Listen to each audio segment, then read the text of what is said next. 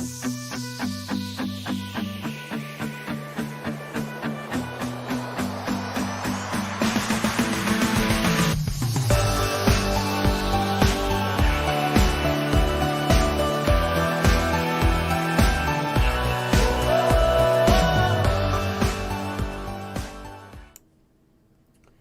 everyone, let me get this screen off here so you can see our faces there. Hey, welcome to another shift show, which seems to be our daily life.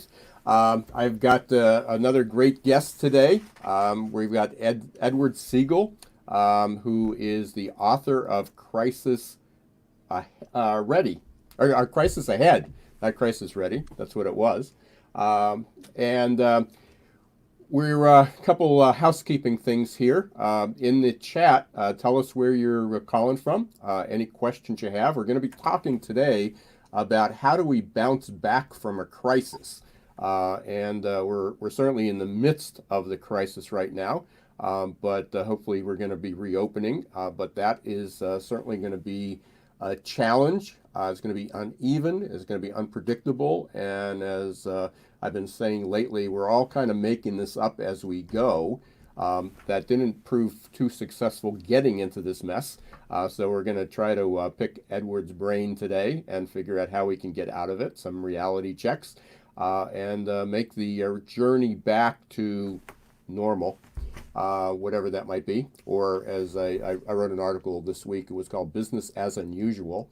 How do we get back to business as unusual? What's the reality check? What are some of the tips that we can do there? I want to thank everybody who post this. Googleization Nation should have gotten some reminders. If you want to get updates about Googleization Nation, about podcast live streams, I've been talking to a lot of people about the journey back to normal. With crisis experts, reputation experts, HR experts, thought leaders, future of work people. Please give me a call, and we'll or not give me a call, but go up to Googleization Nation and subscribe, and you'll get updates about this and other events, and a few webinars coming up, and a few panel discussions that I've got planned with even more experts than 2 weeks today, 2 weeks, in 2 weeks. I've actually got a panel, and I'm starting to bring together a lot of people because, again, we're all struggling with it and trying to figure out where to go. As a reminder also, in addition to Googleization Nation, you can go to join.Googleization Nation, and I'm still extending my free book offer. So you can get immediately, you'll get a digital copy of Recruiting in the Age of Googleization 2.0. And you will also get within, it's taking a little longer these days with the Postal Service, but somewhere between 5 and 10 business days, you'll get the hard copy. And it's free. You just pay a couple bucks for shipping, and you can do that. It's been on the bestseller list for quite a while. What else? I think that's it. So, Edward, welcome to my show. Great to be with you, Ira. Yeah. So, let's go back to a couple things. One is we're going to talk about how do we bounce back, and you sent me a list of reality checks, and you have it in your book. I got to say, I don't know if the chapter changed, and I know you told me just before we went on the air. The original title was, and I'm holding it here, was Crisis Ready. And now we went to Crisis Ahead, which just shows you the crisis that we're in, being nimble and agile and flexible. Certainly no one, I'm assuming even you couldn't have anticipated, where we are. You have a list in the beginning of scenarios. There's, I don't know how many pages. There must be 10 pages in your book about scenarios. And not one of them, it's probably all of them converged to create this particular crisis. Yeah, we have a perfect storm when it comes to crisis situations. We're having probably the worst, most devastating crisis we've had in our entire history. No crisis has hit us so hard, so fast, so devastating in such a short period of time. And even worse than that, we were not prepared for any aspect of this crisis. So it's really important to prepare and to game play, role play, try to figure out what are the worst possible things that could happen to your business, to your organization, and take steps to get ready for it. Because as we've seen with this national public health emergency, it blindsided us. We weren't prepared. We had no plans. And if you have no plans to manage a crisis, it really makes it difficult to even plan to recover from a crisis. So we're in for some pretty bumpy roads in the weeks, months, and unfortunately, probably many years to come. Right, and even with I don't want to get into politics a whole lot, but they've described that there was a playbook, even if they hadn't used the playbook, but even if they did have used the playbook, there was a playbook of how to deal with the pandemic. There was not necessarily a playbook how to deal with the recovery like this. I'm not sure that playbook included a complete shutdown of our economy and globally as well. I was listening to a few, I've been listening to a ton, and I'm sure you are as well, just trying to keep up on things. A lot of webinars and summits and experts, and I frankly don't even have the time to spend a lot of time on the TV media or the traditional media, not just TV. But somebody was talking yesterday is that in normal times, even in 2000 and 9/11. In the Great Recession, which were the most recent that everybody can relate to, really crises that we had to kind of get through together. We always had sports. I mean, you can talk about people going back. Let's get our lives back to normal. Let's go back and I remember President Bush talking. Let's go out and spend money. Let's go out and figure that out. We'll go back to the restaurants. Let's have some normalcy. We'll give you a stimulus check so consumers can go back and buy things, not just pay their rent and utilities, but buy things. But we always had sports to go back to. There was always this diversion. It was always this almost like a patriotic event. We don't even have that. I mean, we've got even the president's complaining about listening to 14-year-old baseball games. So certainly unprecedented times. Before we jump into some of the solutions, and for everybody who's listening out there, if you want to put where you're calling from in the chat, but most importantly, if you have a question for Edward or myself, if we don't have the answer, we'll certainly talk about it and try to get you the right resources. But you have some questions about what's going on, and especially how do we bounce back? What are the steps that you should be taking to be able to get there? Put them in the chat, and I'm trying to monitor it. So just an FYI, if you see me looking your way, I literally have 5 screens open here. In order to monitor chats, I have to look at a third device and keep up on things. So I'm not I'm not answering phone calls. I'm not responding to my emails. I'm just trying to keep ahead and be a multitasker. It's the millennial trapped in the baby boomer body is being tested for those who know who I am. So we've got a bunch of people on the call, which is great, and that you're listening. So again, if you got a question, please go there. But I want to ask you before we get into this. I did a TED Talk a few years ago, and I talked, and kind of what the theme was. It was about change. It was about VUCA, which you're probably familiar with, Edward. Volatile, uncertain, complex, and ambiguous. It was sort of this intellectual academic exercise about the world we were going to live in, and we're certainly living that. Volatility, uncertainty, complexity, and ambiguity.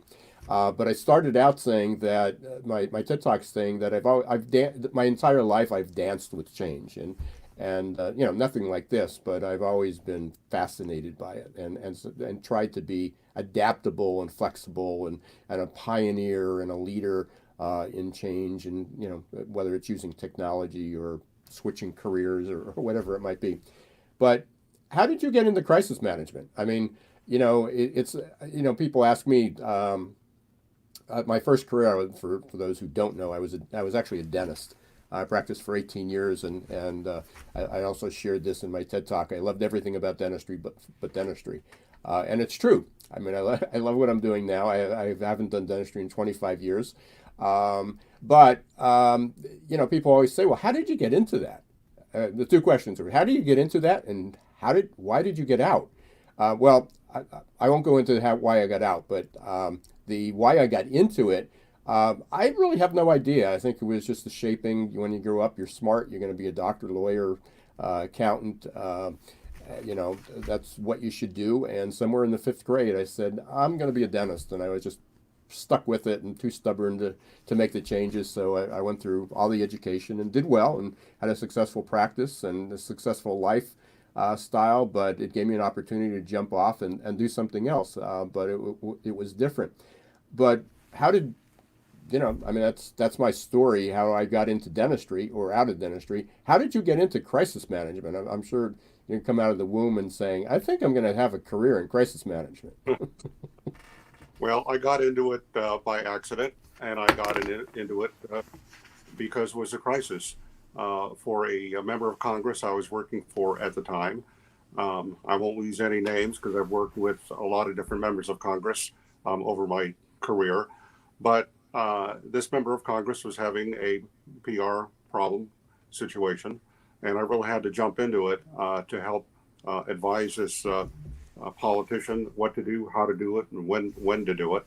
And I thought that was a one-off situation. I thought, well, I got through this. I'm never going to have to worry about a crisis again.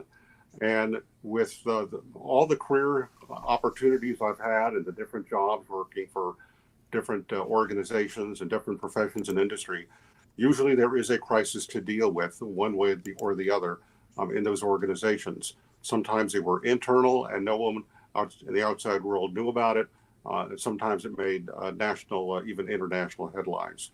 And as I got more experience with every job on how to deal with a crisis, I developed more confidence in my ability to counsel others on how to deal with a crisis.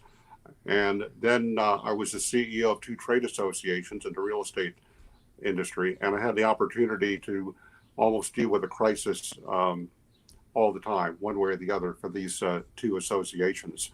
When I had the opportunity to move back to Washington, D.C. a few years ago, I wanted to relaunch my writing, my public relations, and my PR consulting careers. And I thought that everything that I've done in my career, crisis management, dealing with a crisis, was the most interesting, the most challenging, and always had something to do or to worry about. And that's why I decided when I came back to Washington to jot down my thoughts. Those thoughts led to a book proposal, and that book proposal led to it being published as Crisis Ahead. So there is never a reason to become commonplace or assume that just because you haven't had a crisis today doesn't mean you're going to have one tomorrow, or even though you had one crisis, you're never going to have another crisis. Because my experience is that it's not a matter of if you're going to have a crisis, it's when you're going to have a crisis. What are you going to do with it? How are you going to manage it? How are you going to prepare for it? And importantly, how are you going to recover from it? I don't see me ever getting out of crisis management. Congratulations for getting out of dentistry. But to me, crisis management is my next full-time career. And I'm looking forward for the book coming out and continue to advise corporations, organizations, and even individuals what they should do now to prepare for that inevitable crisis. And while we're talking about your book, we'll get the cover up there. I think you said the ebook comes out on Tuesday. Is that correct? Yeah, April 21 on Amazon. The ebook is out, and then June 16th, the paperback edition is going to be coming out. And I must say, the book was not scheduled to come out right now. Both books were scheduled to come out in the middle of June, but as the pandemic went from an outbreak in China to an international crisis, the publisher decided the advice that I had to share, they wanted to get it out to as many people as soon as possible, and that's why they dramatically moved up the release date, and also part of the reason why they changed the title to Crisis Ahead. They think that's more universal, and will mean more to a lot of people.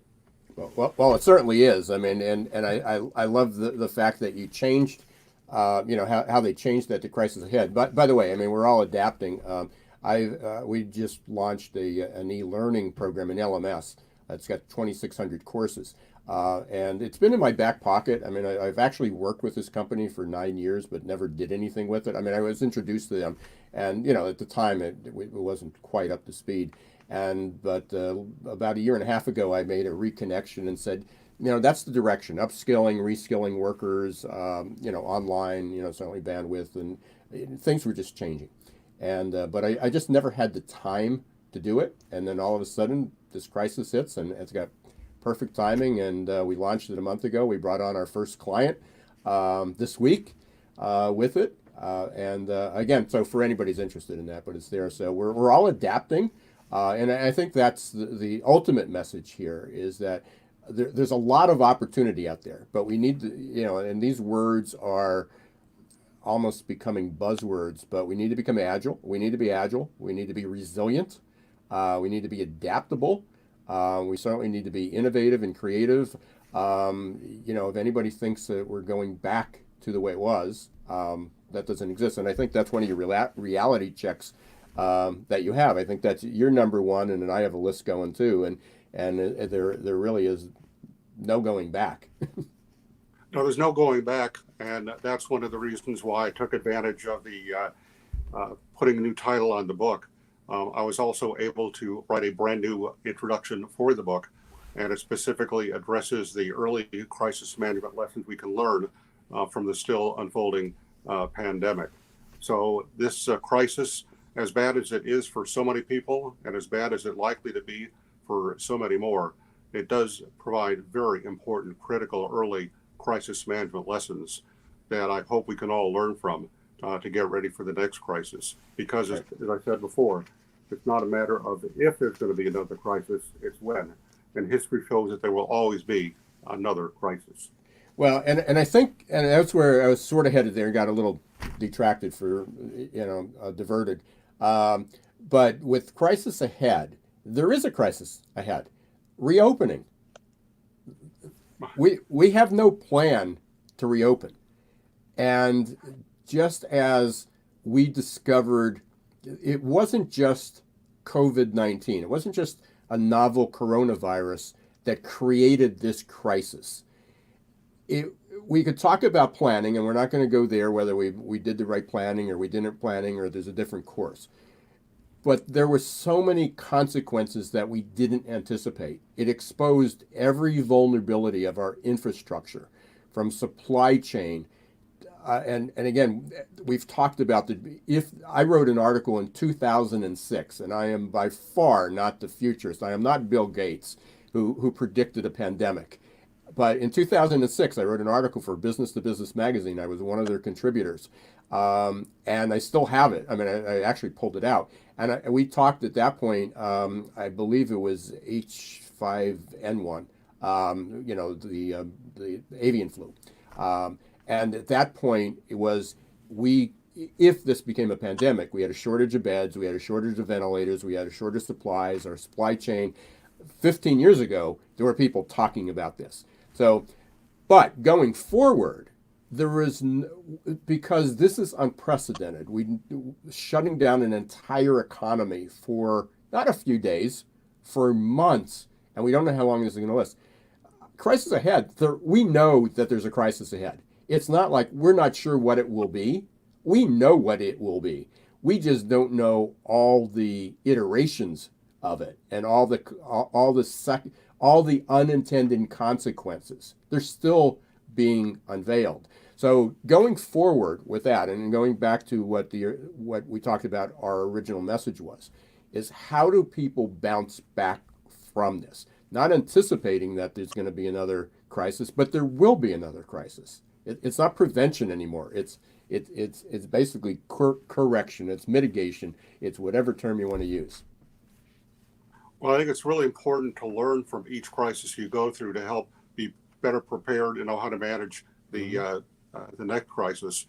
And before we can bounce back, and I hope we bounce back as soon as possible, we have to make sure that this crisis is over. And there's no indication when or how this crisis is going to end. One of the most important things we know when we're closer to ending this crisis is when we have a vaccine in place, an effective vaccine, and everyone has been vaccinated. And Dr. Fauci says it could be at least a year, maybe a year and a half, plus or minus a few months, until we have that vaccine in place. So until we have that vaccine in place, we really don't know whether it's safe, literally, to come out of our houses. Social distancing, we know the data shows it's been working. It's been working effectively. How much longer do we need to practice the social distancing to help ensure that we're going to be past this crisis sooner rather than later? That's the great unknown. But in addition to planning to bounce back, so many of us have to plan to survive day to day. We're now up to more than 22 million people lost their jobs just in a matter of weeks. There's no telling how many more millions of people will be losing their jobs in the days, weeks, and months to come. And so the immediate new crisis that we have to deal with is, how are we going to feed ourselves? How are we going to pay our rent or our mortgage and our bills? And unless we get continued government support, stimulus programs, economic aid, call it what you want. Fortunately, our government has incredibly deep pockets, but I'm afraid that every day, week, and month that passes, we're going to have to go deeper and deeper into those very deep pockets, so that the people in this country who do not have a way to feed themselves, to support themselves, to pay their bills, they need government support just to get through this crisis. Now, at some point, we will go on the upswing. At some point, we'll start to be able to put this horrible situation behind us. But we have to be prepared by putting as much money and resources that we can for the next rainy day. How that recovery is going to happen, what it looks like, it's just too early to tell. If this was any other crisis, and if this country was my crisis management client, if you will, I would give them some, basic advice on how to recover. First, make sure the crisis is over. Second, what have you learned from this crisis so it doesn't happen again? Third, what are the resources that you have or you need to fully recover? Those resources really depend on the nature of the crisis. But we have hundreds of millions of people in this country, tens of millions of jobs, hundreds of thousands, millions of businesses. Each one of them is having their own crisis, or will soon, the longer this crisis continues. And how they recover individually, how they recover their business, how they recover their family life, it's really going to depend on each individual and each company's particular situation and their resources. But right now, step one is to survive. Step one is to get the money from the government, if you qualify, to put it aside. And I've seen some stories, you've probably seen the same stories. There are some well-known corporations that are doing their best to help keep people on the job as long as possible, pay for their health insurance. I've seen some stories of some very wealthy landlords who are telling their tenants, don't worry about paying your rent or paying your bills or paying your mortgage. We're just going to excuse that for the next few weeks or the next few months. Most of us, however, don't have the luxury of having such a lenient landlord or mortgage holder. That's why these are tough times or challenging times. And even the federal government just ran out of money with, I think they had a $350 billion fund for small businesses. They ran out of money.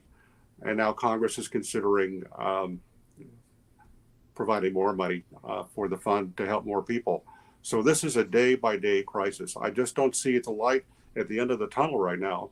So we have to feel our way day by day and do the best to protect ourselves as individuals and to be safe, but also plan for the future. What have we learned? What are we continuing to learn from this crisis? And how do we get ready for the next one? So what are some specific steps? Now, I've been focusing a lot. I work within the HR industry. I'm not technically HR, but I work within that. And I've been talking about employers. Again, everybody's chomping at the bit to get back to normal, and it's going to be very, very different whether you're a manufacturer versus a restaurant. What those steps are. Are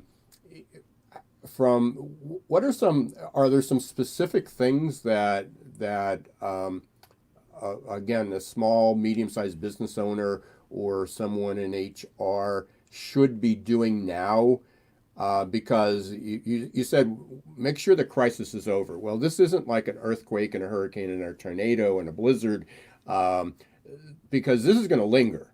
I mean, there is no end. The storm front doesn't move past us, and the sun shines, and now everybody's good. The effects of this are going to linger, so we're going to be dealing with the crisis as it exists now, just less intense. But we're also going to have that new crisis of what it's like to reopen in a completely new environment. So I sort of disagree with you a little bit on the statement, and I don't think you meant it, literally like that. That hey, wait for the crisis to be over. This is going to linger for a while. I heard Tim Draper the other day, and hopefully he's not right. I don't know if you're familiar with Tim Draper, Edward, yeah, from Draper Capital and Venture Capital, but he has a new name for it now. But he said for every week, his forecast was for every week the shutdown continues, it will take 1 year for recovery. I mean, that's scary. Whether that recovery, some people excel and some people are struggling. Just as in the past recovery, it took a long time from 2008 to recover. Maybe this will be equally as long, and there'll be people that prosper, and there'll be people that, suffer. So trying to juggle these two crises, the current one and the next one, simultaneously. What are some specific steps that people can do?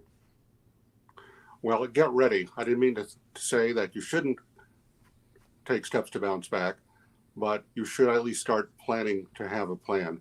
Like I said at the top of our show, it's just as important to have a plan to recover as it is to have a plan to manage the crisis. Mm-hmm. So let's pick a small business, for example, as a case study here.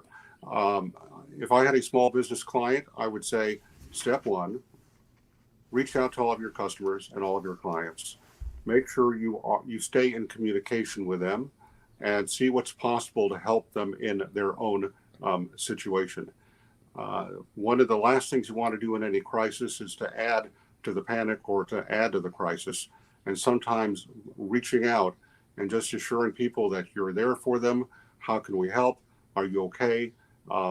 Good customer relations in this pandemic crisis.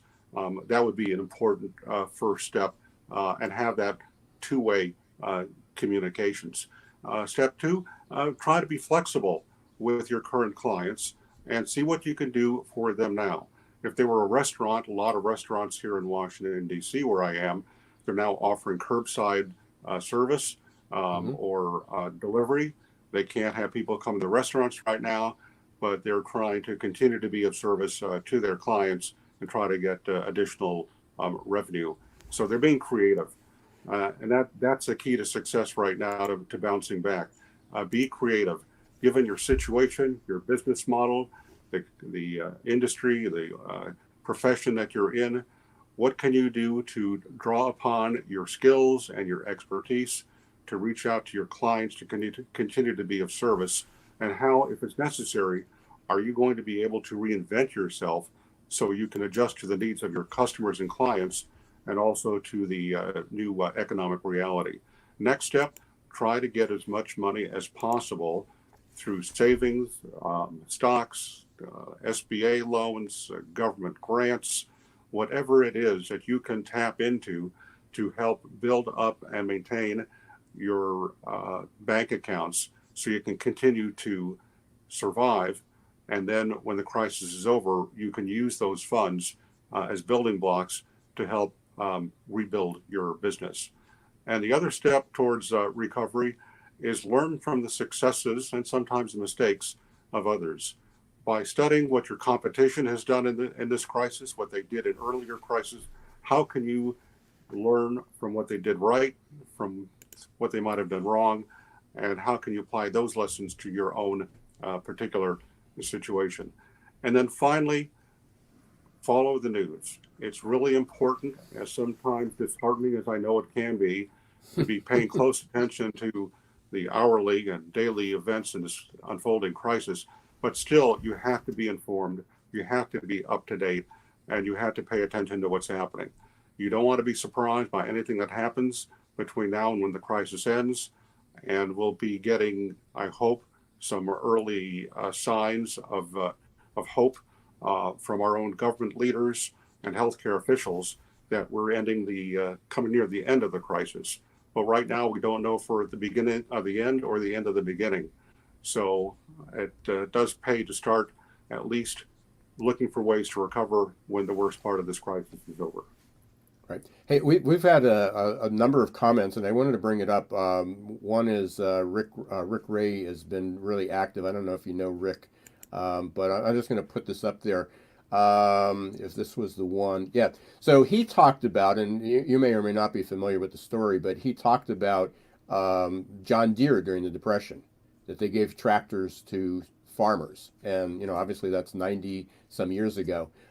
You see that now. I mean, you see that even with companies like Apple. And by the way, thanks, Rick, for being so active in your great suggestions on here. Hopefully, people are able to see them and be able to utilize them. But I just read this morning that Apple, and I don't remember the exact number, had given like 2 million masks and face shields out.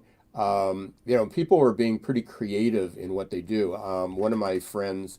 It's actually a client. He's also a friend, but a client of mine. He's been with 3 different companies. I'm a 4th over his 20-some year career that I've been working with him. He's always brought me into each one, so that's been a blessing every time he leaves. Maybe not for the company that he left, but for the company that he goes to, I get to go along with him. I can't remember if he texted me or was Facebook or something, and I saw that his wife, who's an interior designer. Again, small business, obviously she can't be doing that, made some masks, was making masks out of the fabric that she had left over. And it was amazing how busy she was. Oh, I'm sold out of this, I'm sold out of this. So we just got our masks. There are things that people can do that, normally they wouldn't even thought of. But certainly, anything that has to do with PPE, with protection. Again, if you've got a creative idea, put it out there. Everyone's gonna have to be pretty agile. Christian, let's see, there was another Christian Chappelle. I hope I'm giving the right name. Said that every business needs to focus on their digital strategy. Now, that's not just marketing. There may be opportunities, just as I really have done. I did a lot of speaking at conferences. But I don't put myself out there. I didn't make my living as a speaker, but I did a lot of speaking. But certainly there's a lot of people that did training in the past. They had to be in front. They went to companies. Online training, it's a digital strategy, and I was positioned for that. But there's a lot of opportunity. So if you were a speaker or if you were a trainer, become comfortable with doing virtual events. And I know a lot of people are saying, "Oh, I can't wait till we go back to that." I don't know when we're going back to that. So Christian had said about the digital strategy. Let me see if there was another question here. So, from Erasmo Hernandez. Not a question, but just agreeing with everything we're saying there. A couple other people. So what are some other tips? Again, I appreciate Delip who responded, Jerry who responded. I already mentioned Rick, Terry. Hopefully, if you're still on the call, if there's any other questions you have or anything you disagree or agree with, please post it in the comments. We got a few minutes left here. Ed, you listed in your book, and I love the aspect of it. You talk about reality checks. And I think that's so important because we need to be optimistic and hopeful, but hope and optimism is not going to get it out of this crisis. It's going to help us get through it, but it's not going to be a tip. So you talked about a couple reality checks. You had quite a few, but if you can mention just kind of the top of your list, what would you suggest would be the things that people just have to come to realize are facts? It's just the way it's going to be. Just as we can talk about, we can't wait till this is over. Well, it's going to be this long, a very long ride out of here. How do we operate in that field? So, what are some other reality checks that you think we need to pay attention to? Well, reality check number one, we know, and you just alluded to it, hope, denial, ignoring the crisis is simply not going to help. It's the worst possible way to deal with a crisis, to manage a crisis, or to recover from a crisis. And before you can manage the crisis, you really need a plan. It's really important. And if you don't have a plan, you are essentially driving a car at night without any headlights. You have no idea where you're going. You have no idea how fast you're going, what you're going to hit. And a plan is going to help you manage the crisis in a proper, effective, strategic way. And that you have to do it smart. And when you have a plan, another reality is that if you have a plan and you don't practice it, it's like you don't have a plan at all. You have to make sure that the plan that you have works, that there are any bugs in it, that you keep it up to date for the crisis that you're thinking of having, and how you're going to recover from it. Because if you don't have a plan, that's bad. But if you have the plan and you're not even practicing it to make sure it works, that's even worse. Another reality is you have to do things the right way. You have to have some kind of standards. You have to have protocols. You have to have policies and procedures in place. So you're doing not just the right thing, but you're also doing things in the right way. Another reality is that too many corporations and organizations simply do not have the resources they need to deal with a crisis. And whether it's expertise, consultant, independent contractors, vendors, suppliers, whatever you need to help make sure that you have all the resources you need to deal with a crisis, that's another reality check. And another reality is that you need coordination. You need to get your act together. You need to have it done in a planned, systematic way so everyone knows what they're doing, why they're doing it, and how they're doing it. And then finally, you need excellent management. Too often, especially in this crisis, we're seeing a lack of coordination, a lack of strategy, a lack of pulling together. In any crisis, it's much better to manage from the top down. And unfortunately, in this crisis, we're seeing the leadership not coming from on the national level from the White House. We're seeing the leadership coming more local, more regional, on the state or a city basis. And rather than having one planned, coordinated approach, we have 50 states almost competing with each other. We have thousands of cities and towns competing with each other. And that is probably the worst way to manage a crisis and certainly to recover from the crisis. These are not pleasant realities. There gives me no joy to talk about them or to point out the difficulties, but that's the other reality. You have to face the situation you're dealing with. You have to confront it head on, and you have to get through it. You know, in my book, I talk about the first rule of holes. And the first rule of holes is that when you find yourself in a hole, stop digging. Don't go into it deeper. And every day that passes, unfortunately, I think we're just digging ourselves into a deeper and deeper hole. So we have to follow that first rule of holes. Let's stop digging deeper, and let's try to get out of this hole as soon as possible. So there's a couple of things you mentioned, and I guess it's my show, so I can do a shameless plug, a few shameless plugs. But these just came out this morning. I'm going to see if I can screen share this just a second. Hopefully we don't lose everybody here. So there we are. One is, I don't know if you can see that. Let me see. So Ed, can you see the article? Can you see that? I can see the headline. Now it's too small Okay. for me to see it. Is that okay? So why the post-pandemic world will be business as usual? I'm going to copy and paste this. I'm going to put this into the chat here, and this will be up. This will be on the replay. So if you can't see it here, you'll certainly be able to get on a replay. But if you go to the Lehigh Valley Business Journal, it's lvb.com. It was just posted this morning or last night, I think. So I gave a few tips. But by the way, I mean, we're obviously on the same page. We didn't coordinate this, but we talked about very similar things. So I gave a few tips there. And then I did an interview just on earlier this week with the Atlantic Business Network. And I've done that pretty frequently. And I talked about what going back to work will look like. And I think that's a huge issue for companies. I'm going to stop the screen share. I'll also put that, let me just grab that while I'm here. I'll put that in the chat. And again, these will be posted up on the replays as well, which will be on LinkedIn, Facebook, and YouTube. So you'll be able to follow that. So I'm just going to stop the screen there. So we'll go back here. There we go.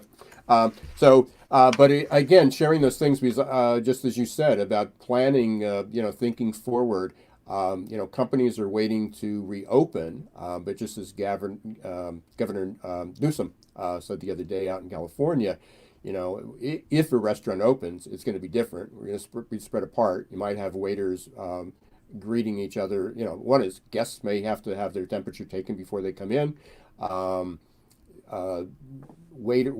Servers are going to be masked. Disposable menus. Things are going to change. I mean, workplaces. I read an article yesterday that workplace design is going to be a hot field of what that's going to look like, moving forward. But simple things. I mean, thinking about, and again, almost every conversation I've had lately has been about this. Coming back to work, you're not only the employees, but your guests, your vendors, your clients who come to your facility. Are you going to do a temperature check? What's the procedure if they have a temperature? If they do clear, is everybody going to have to wear a mask? Are you going to provide those masks? Gowns, protective gear. What's a meeting look like? I mean, a lot of small offices, you crammed 8 people around the table into an 8x8 room. How, are we going to be doing, because we can't do that and have that social distancing, are meetings even at work going to be conducted remotely? Because it may be easier to communicate over Zoom, even if everybody's just 6 feet away, to have everybody in the same picture. It looks like I had something to say, Ed. Well, you raised some really important points. Are we in the temporary new normal, or are we in the permanent new normal? And as important as it is going to be for companies and organizations to reopen, we have to ask the ugly questions right now. Will they reopen? With 22 million people out of jobs, with hundreds of thousands of businesses going under or about to go under, what's going to be left after the dust settles? With the 22 million people who have lost their jobs and the millions more that will lose their jobs, will they have a job to go back to? What is going to be the comfort level of the public to even want to go back into a restaurant, no matter how far the tables are apart, or what the masks the hired help are wearing when they get served? It is an underlying issue of any crisis that the people who went through the crisis, what is their comfort level that the crisis is over? How soon do they want to get back to normal? And are they willing to live and work and do business under what could be the new normal?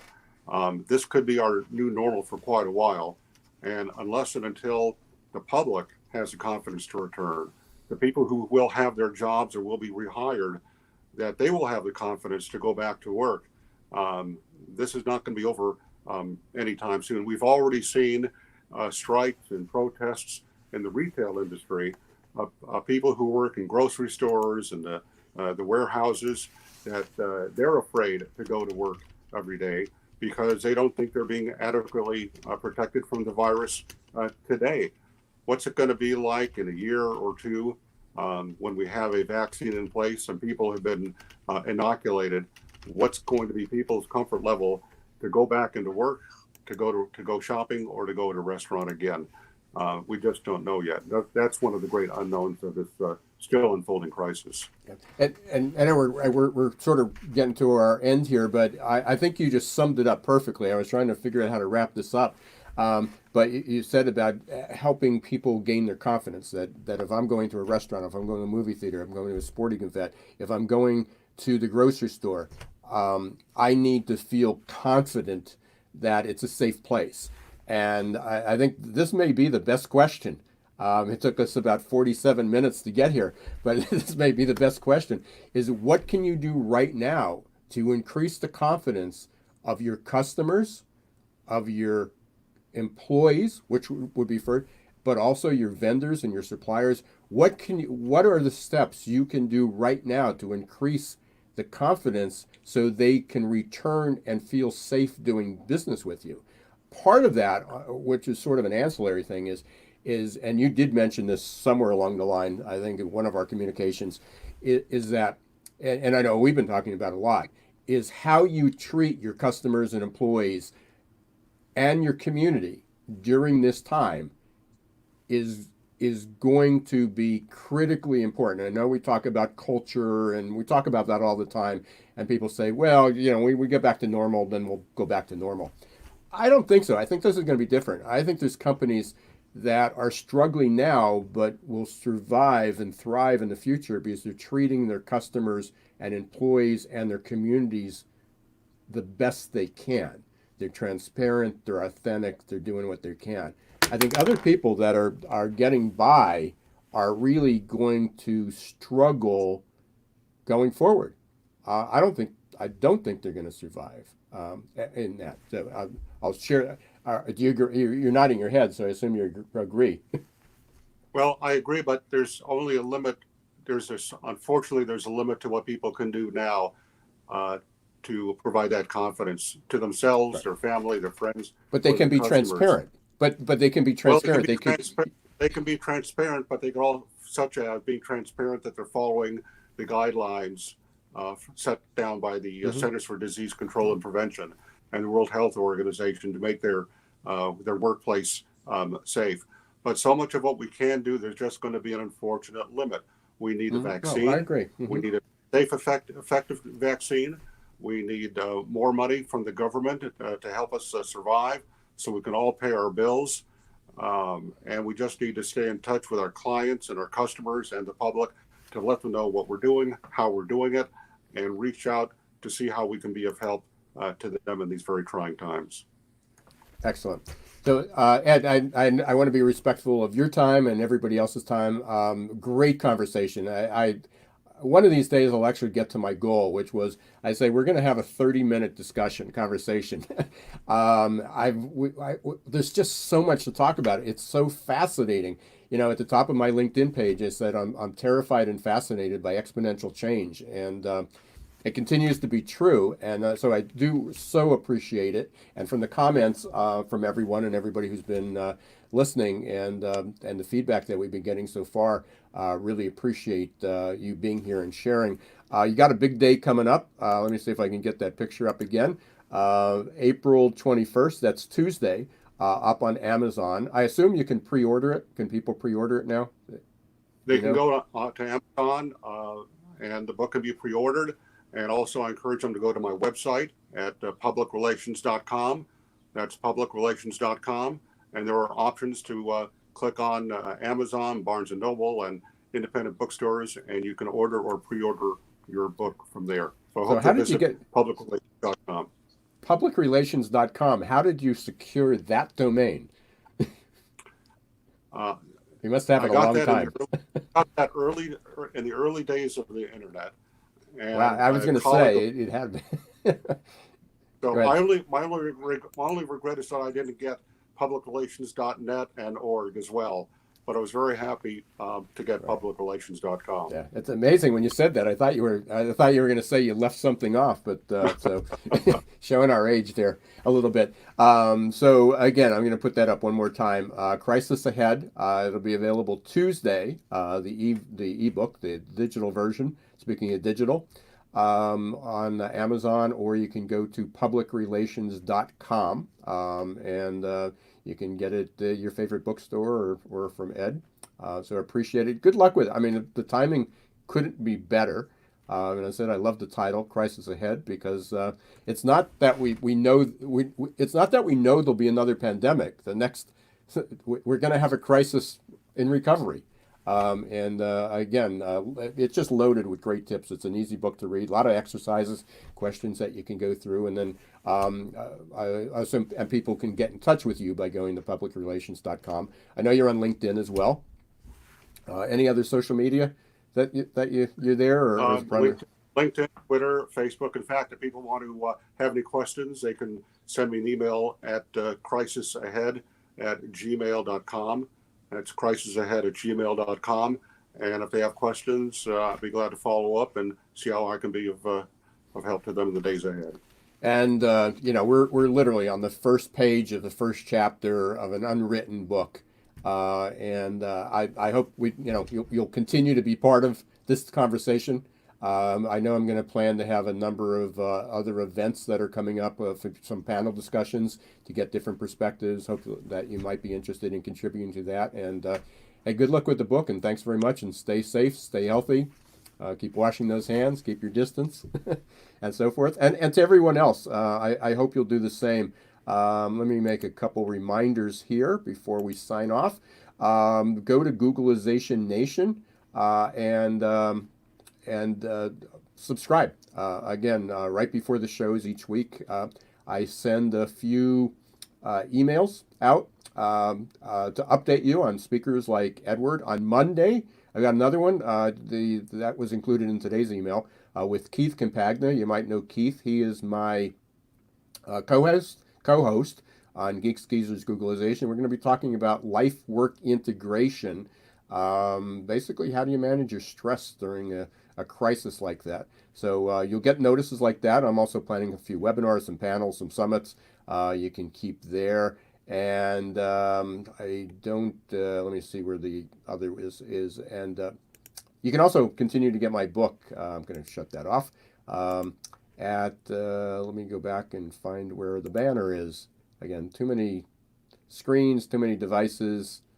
Where is it there? Oh yeah, and my book.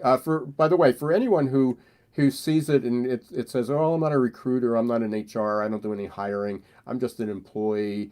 I will tell you that the first 130 pages of this book. It's now the second edition is now 285, but the first edition is actually both editions, first and second, the first 130 pages has zero to do with recruiting. It's about change, exponential change, how fast the world is changing. And the original title of the book was "When the Shift Hits Your Plan." I know, Ed, you have a chapter. I think it's chapter 4 or 5. You literally you don't do the pun on words. It's when the blank hits the plan, when the blank hits the fan. So again, you can get the book if you're trying to figure out what the change is. On page 92, I actually had a prediction of it was "Rest in peace to the way it was," and I talked about there is no going back, that anything and anyone could become obsolete at any time.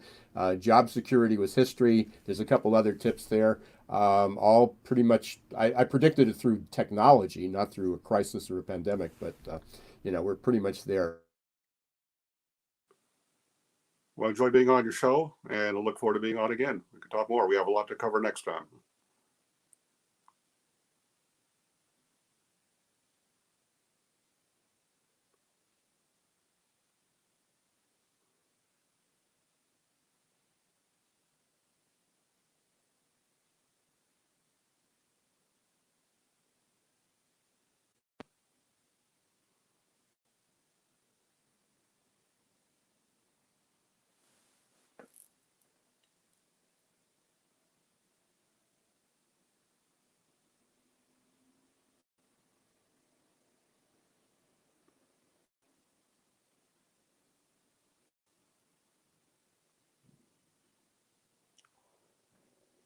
Afraid I can't hear you.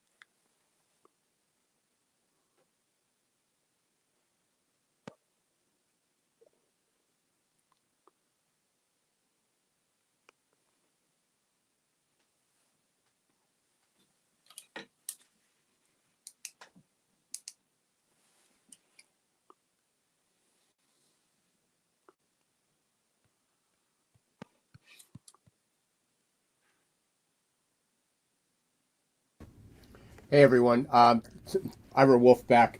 Hey, sorry about that. We got knocked off the air, lost the internet connection for just a minute. So again, hopefully that everyone had a great conversation. I want to thank Edward Segal. Make sure you pick up his book, Crisis Ahead. It really is a pretty easy read. And again, please be safe out there, and apologize a lot about the little glitch at the end. Remember, you can still get a copy of my book, Recruiting in the Age of Googlization, at join.googlizationnation.com. It's free. Just pay a few dollars for shipping. And Monday, April, what's the date? April 20th. 11 a.m. I'll be back with Keith Compagna, my co-host from Geeks Geezers Googlization. He's going to be talking about his program, Life Work Integration. Real critical because we got a lot of people that are working right now from home. Sometimes they're parenting, sometimes they're working, fighting for space at your, wherever your office, your desk, your kitchen table for some work space. Fighting for the bandwidth, the internet connections, the screens. So again, please be safe, keep your distancing. Till next time, thanks.